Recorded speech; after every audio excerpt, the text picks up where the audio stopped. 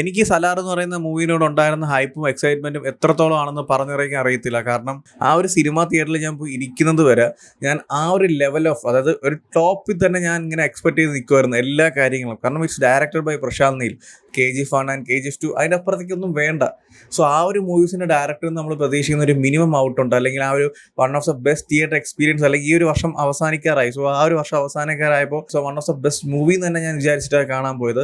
ആ ഒരു എൻ്റെ ഒരു മൂവി കണ്ടു കഴിഞ്ഞപ്പോൾ എനിക്ക് തോന്നിയ ഒരു ഫീലിംഗ് എന്ന് പറയുന്നത്, സത്യം പറയാം, ഈ ഒരു മൂവി എനിക്ക് ഒട്ടും തന്നെ വർക്കൗട്ട് ആയിട്ടില്ല. KGF 1 ആൻഡ് KGF 2 എടുത്ത് പറയുകയാണെങ്കിൽ ആ ഒരു സിനിമ കണ്ടു കഴിഞ്ഞപ്പോൾ പോലും ഇപ്പോഴും ഞാൻ വേണമെങ്കിൽ ആ ഒരു സിനിമ ഇരുന്ന് കാണും. കാരണം അതിൽ ഓരോ സീക്വൻസും, ആക്ഷൻ സീക്വൻസ് ആയാലും ഡയലോഗ്സ് ആയാലും, നമുക്കിങ്ങനെ എടുത്തെടുത്ത് പറയാൻ പറ്റുന്ന സാധനങ്ങൾ ആ ഒരു സിനിമയിൽ ഒരുപാടുണ്ട്. ഇപ്പോൾ KGF 2 ഒരു സീൻ പറയുകയാണെങ്കിൽ തന്നെ പെട്ടെന്ന് ആ ഒരു കലാഷ് നിൽക്കാൻ ഒരു സീൻ പറയാം. ദുബായിൽ നിന്ന് റോക്കി ബായ് തിരിച്ചു വന്നിട്ട് സഞ്ജയ് ദത്തിന്റെ ക്യാരക്ടറിനെ കണ്ടിട്ട് ആ ഒരു മലയുടെ മുകളിൽ നിന്ന് ആ ഒരു ഫുൾ ഗൺസ് ഒക്കെ വെച്ച് ഫയർ ചെയ്യുന്ന സീൻ, ആ ഒരു സീൻ്റെ ഒക്കെ ലെവലുണ്ടല്ലോ, അതിന്റെ 7 അയലല്ല, ഏതെങ്കിലും ഡിസ്റ്റൻസിന്റെ അപ്പുറത്തേക്കുന്ന ഒരു സീൻ പോലും ഈ ഒരു സിനിമയിൽ എനിക്ക് എവിടെയും കാണാൻ സാധിച്ചിട്ടില്ല. സത്യം പറയാം, ആ ഒരു കാര്യത്തിൽ എനിക്ക് ഭയങ്കര വിഷമമുണ്ട്. കാരണം ഞാൻ ഒരുപാട് പ്രതീക്ഷ വെച്ചുകൊണ്ടാണോ, ഇനി എന്റെ എക്സ്പെക്ടേഷൻസ് ഇങ്ങനെ ടോപ്പിൽ നിന്നുകൊണ്ടാണോ, എന്റെ മാത്രം കുഴപ്പമാണോ, എനിക്കൊന്നും മനസ്സിലാവുള്ളൂ. ആ ഒരു സിറ്റുവേഷനിലാണ് ഞാൻ നിൽക്കുന്നത്. കാരണം മൂവിക്ക് നല്ലൊരു സ്റ്റോറി ലൈനും കാര്യങ്ങളൊക്കെ ഉണ്ട്. ഒറ്റ വാക്കിൽ വേണമെങ്കിൽ ഒരു ഗെയിം ഓഫ് ത്രോൺസ് വേണമെങ്കിൽ നമുക്ക് പറയാം. കാരണം ആ ഒരു ക്രൗണും അതിന് വേണ്ടിയിട്ടുള്ള ഫൈറ്റ്സും ഒരുപാട് ക്ലാൻസും, ആ ക്ലാൻസ് തമ്മിലുള്ള പൊളിറ്റിക്സും അവർ തമ്മിലുള്ള വാറും കാര്യങ്ങളൊക്കെയാണ് ആ ഒരു മൂവി സംസാരിക്കുന്നത്, ഇല്ല എന്നല്ല. പക്ഷെ ആ ഒരു എക്സിക്യൂഷൻ ഉണ്ടല്ലോ, ഈ എല്ലാ കാര്യങ്ങളും കണക്ട് ചെയ്ത് നമ്മുടെ മുമ്പിൽ കൊണ്ട് എത്തിക്കുക എന്നുള്ള ഒരു പ്രൊസീജിയർ ഭയങ്കര ഡൗൺ ആയിട്ടാണ് എനിക്ക് ഫീൽ ചെയ്തത്. സിനിമ കണ്ടു കഴിഞ്ഞപ്പോൾ പോലും ഒരു എന്താ പറയുക, മനസ്സിൽ നിൽക്കുന്ന സീക്വൻസോ അല്ലെങ്കിൽ ഒരുപാട് ഉണ്ട്, ഇല്ല എന്നല്ല ഞാൻ പറയുന്നത്, ഒരുപാട് ആക്ഷൻ സീക്വൻസ് ഉണ്ട്, ഒരുപാട് സീനുകളുടെ പെരുന്നാൾ തന്നെ സിനിമയിലുണ്ട്. പക്ഷെ സിനിമ കണ്ട് ഇറങ്ങുമ്പോൾ നമുക്ക് മനസ്സിൽ നിൽക്കുന്നതായിട്ടുള്ള സീക്വൻസോ ഡയലോഗ്സോ ഒന്നും തന്നെ, ഇപ്പോൾ KGF ഡയലോഗ്സ് ഒക്കെ നമ്മളിങ്ങനെ ചുമ്മാ പറഞ്ഞു നടക്കും. പക്ഷേ ഈ ഒരു സിനിമയിൽ അങ്ങനെ ഒരു ഡയലോഗ് പോലും ഇല്ല, അല്ലെങ്കിൽ ഒരു സീൻ പോലും ഇല്ല. നമ്മൾ കണ്ടു കഴിഞ്ഞ് തിയേറ്ററിൽ നിന്ന് ഇറങ്ങിയാൽ പോലും നമ്മുടെ മനസ്സിൽ നിൽക്കുന്ന, അല്ലെങ്കിൽ നമ്മളിങ്ങനെ റീവൈൻഡ് ചെയ്ത് ആലോചിക്കാനായിട്ടുള്ള സീക്വൻസ് പോലും ഇല്ല. ഇപ്പോൾ ഓവറോൾ ആയിട്ട് മൂവിനെ കുറിച്ച് പറയുകയാണെങ്കിൽ ഫസ്റ്റ് ഹാഫിൽ ഒരുപാട് കാര്യങ്ങൾ ഡീറ്റെയിൽ ആയിട്ട് പറയാനുണ്ട്, ഒരുപാട് ക്യാരക്ടേഴ്സിനെ ഇൻട്രൊഡ്യൂസ് ചെയ്യാനുണ്ട്, ഒരുപാട് ക്ലാൻസിനെ കുറിച്ച് സംസാരിക്കാനുണ്ട്. ആ ഒരു ക്ലാൻസ് എന്ന് പറയുന്നത് വലിയൊരു എംപയർ ആണ്, അല്ലെങ്കിൽ വലിയൊരു സിറ്റിയാണ്.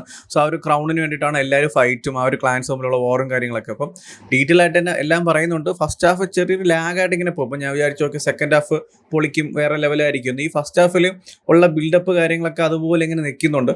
സെക്കൻഡ് ഹാഫിലോട്ട് വരുമ്പോഴും അതുപോലെ തന്നെ വരുന്നവനും പോണവനും എല്ലാം ബിൽഡപ്പ് മാത്രമേ ഉള്ളൂ, വേറെ ഒന്നും തന്നെ ഇല്ല. എൻ്റെ മൂവി ഇങ്ങനെ കമ്പയർ ചെയ്യുമ്പോൾ എനിക്ക് ആ ഒരു കണ്ടിരിക്കാൻ കുറച്ചുകൂടി ബെറ്റർ ആയിട്ട് തോന്നിയത് ആ ഒരു ഫസ്റ്റ് ഹാഫിൽ ഒരു ഫൈറ്റ് സീക്വൻസും ക്ലൈമാക്സ് ഉള്ള ഒരു ഫൈറ്റ് സീക്വൻസും ആ ഒരു സെക്കൻഡ് പാർട്ടിലുള്ള ഒരു കാര്യം സംസാരിക്കുന്ന അത് മാത്രമാണ്. കാരണം എൻ്റെ മൂവിയിൽ ആ കുറച്ച് കാര്യങ്ങൾ മാത്രമേ എനിക്ക് ഫേവറേറ്റ് ആയിട്ട് തോന്നിയിട്ടുള്ളൂ. കുറച്ചെങ്കിലും അതും കൂടി ഇല്ലായിരുന്നെങ്കിൽ ഭയങ്കര ഡിസപ്പോയിന്റ് ആയിരുന്നു. അതായത് ഒന്നും പറയാൻ തോന്നത്തില്ലായിരുന്നു, അങ്ങനത്തെ ഒരു സിറ്റുവേഷനാണ്. പക്ഷെ ടെക്നിക്ക് വൈസ് നോക്കുവാണെങ്കിൽ ആ ഒരു എൻ്റെ മൂവി അടിപൊളിയാണ്. ആ ഒരു മൂവിയുടെ DOP ആയാലും കളറിംഗ് ആയാലും ക്യാമറ ആയാലും ബാക്കിയുള്ള കാര്യങ്ങളൊക്കെ പൊളി സാധനമാണ്. ആ മെയിൻ ആയിട്ടുള്ള എലമെന്റ് ഡൗൺ ആണെങ്കിലും ബാക്കിയുള്ള കാര്യങ്ങളൊക്കെ അടിപൊളിയായിട്ട് തന്നെ ഒരു മൂവിയിൽ പ്രസന്റ് ചെയ്തിട്ടുണ്ട്. സോ ഓവറോൾ മൂവിനെ കുറിച്ച് പറയുകയാണെങ്കിൽ ആ ഒരു ആക്ഷൻ സീക്വൻസിനൊക്കെ വേണ്ടിയിട്ട് ഇരുന്ന് കാണാം. ഒരു തിയേറ്റർ വാച്ചാണ്, അതൊന്നും ഒരിക്കലും ആ ഒരു TV മൊബൈലൊക്കെ കണ്ട ആ ഒരു ഫീല് കിട്ടത്തില്ല.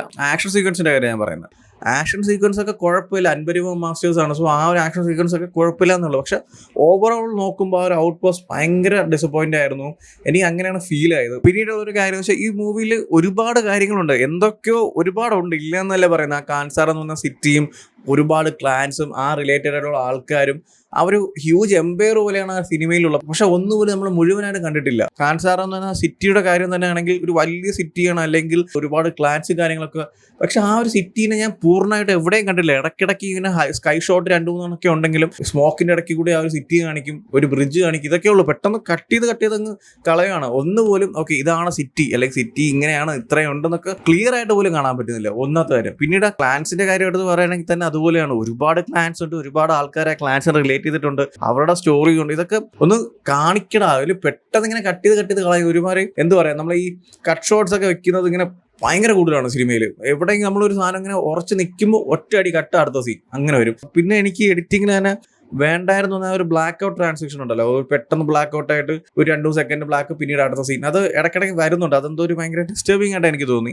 മൂവിയിൽ സ്റ്റോറിയും കാര്യങ്ങളും ഇല്ലാന്ന് ഞാൻ ഒരിക്കലും പറയുന്നില്ല. ആ ഒരു മൂവിയുടെ എക്സിക്യൂഷൻ അല്ലെങ്കിൽ ആ ഒരു പ്രസന്റേഷനിലാണ് ഒരു പ്രശ്നമുള്ളത്. ആ ഒരു ഡയറക്ടറിന്റെ പ്രതീക്ഷയാണ്, അല്ല പ്രഭാസിനോ പൃഥ്വിരാജിനോ അല്ലെങ്കിൽ ആ ഒരു മറ്റുള്ള ക്യാരക്ടേഴ്സിന്റെ പ്രതീക്ഷയല്ല നമ്മൾ ഈ സിനിമയ്ക്ക് ഇത്രമധികം ഹൈപ്പ് എക്സ്പെക്ടേഷൻസ് കൊടുത്തത്. It's only because of Prashanth Neel. So ആ ഒരു ഡയറക്ടർ നമ്മൾ പ്രതീക്ഷിക്കുന്ന സാധനം നമുക്ക് കിട്ടാത്തപ്പോൾ ഒരു ഡിസപ്പോയിൻമെന്റ് അല്ലെങ്കിൽ ഒരു വിഷമം ഉണ്ടല്ലോ. ആ ഒരു മൂവി സ്റ്റോറിയും കാര്യങ്ങളൊക്കെ ഉണ്ട്, ഇല്ല എന്നല്ല ഞാൻ പറയുന്നത്. കാര്യങ്ങൾ നല്ല രീതിക്ക് പറയുന്നുണ്ട്. ഓവറോൾ ആ ഒരു ക്ലൈമാക്സ് ഒക്കെ എത്തുമ്പോൾ തന്നെ ആ ഒരു ക്ലാൻസിന്റെയും ആ ഒരു ക്ലാൻസ് റിലേറ്റഡ് ഉള്ള ക്യാരക്ടേഴ്സ് ക്യാരക്ടേഴ്സും അടുത്ത സെക്കൻഡ് പാർട്ടിൽ എന്താണ് എന്നൊക്കെ കുറച്ച് കാര്യങ്ങൾ പറയുന്നുണ്ട്. പക്ഷെ ആ ഒരു മൂവിയുടെ പ്രസന്റേഷനിൽ ശരിക്കും എന്തോ ഒരു ഇൻകംപ്ലീറ്റ് ആയിട്ടുള്ള ഒരു ഫീലിംഗ് ആണ് കിട്ടുന്നത്. പിന്നീട് കാസ്റ്റിന്റെ കാര്യമൊക്കെ പറയുന്നെങ്കിൽ എല്ലാവരുടെ പെർഫോമൻസ് ഒക്കെ നൈസ് ആയിരുന്നു. പ്രഭാസിന്റെ ആ ഒരു ആദിപുരുഷ് സാഹോ അല്ലെങ്കിൽ ആ ഒരു രാധേശ്യാം ആ രീതിയിലുള്ള സാധനമൊന്നും ഇല്ലാത്തതുകൊണ്ട് തന്നെ കണ്ടിരിക്കാം നൈസാണ്. അല്ലാതെ ഒരു വൺ ഓഫ് ദ കിടിലം എന്ന് പറയാനൊന്നുമില്ല. രാജുവേട്ടനും അടിപൊളിയായിരുന്നു. മൂപ്പയുടെ ക്യാരക്ടറും ആ ഒരു പ്രസന്റേഷനൊക്കെ നൈസായിരുന്നു. ഇവർ തമ്മിലുള്ള സിങ്ക് ആയാലും ഡയലോഗ്സ് ആയാലും കാര്യങ്ങളും. പിന്നീട് എടുത്തു പറഞ്ഞ കാര്യം, ഞാനൊരു സിനിമ മലയാളത്തിലാണ് കണ്ട.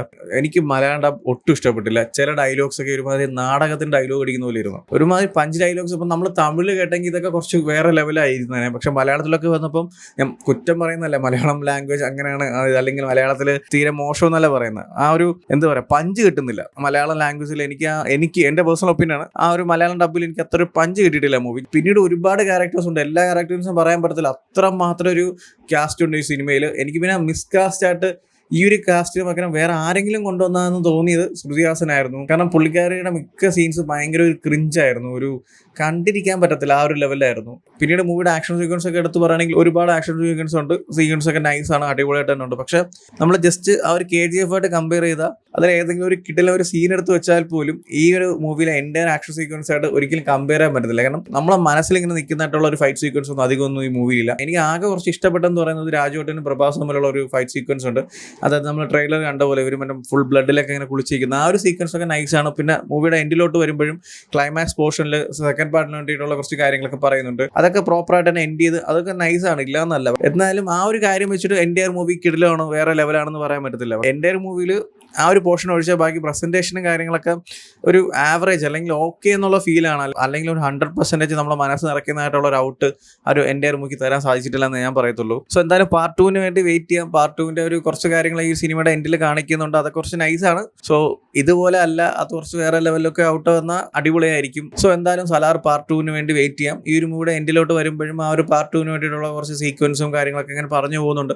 സോ അതൊക്കെ വെച്ചിട്ട് കുറച്ചും കൂടി ബെറ്റർ ആയിട്ട് അടിപൊളിയായിട്ട് പ്രസന്റ് ചെയ്ത വേറെ കിടിലം മൂവി ആയിരിക്കും. അങ്ങനെ ഒരു മൂവി വരുവാണെങ്കിൽ സത്യം പറയാം ഓവറായിട്ടുള്ള ഹൈപ്പും എക്സ്പെക്ടേഷൻസ് ഒന്നും വെക്കാതെ സിമ്പിളായിട്ട് പോയി കണ്ടിട്ട് വരും. കാരണം അതൊക്കെ ഉള്ളത് കൊണ്ടാണെന്ന് തോന്നുന്നു എനിക്കെന്തോ ഈ ഒരു മൂവി 100% എനിക്കങ്ങ് ഉൾക്കൊള്ളാൻ പറ്റിയിട്ടില്ല. സോ ഓൾറെഡി സലാർ എന്ന മൂവി കണ്ടവരാണെങ്കിൽ നിങ്ങളെ റിവ്യൂസ് എന്താണെന്ന് വെച്ചാൽ കമന്റ് ചെയ്യൂ.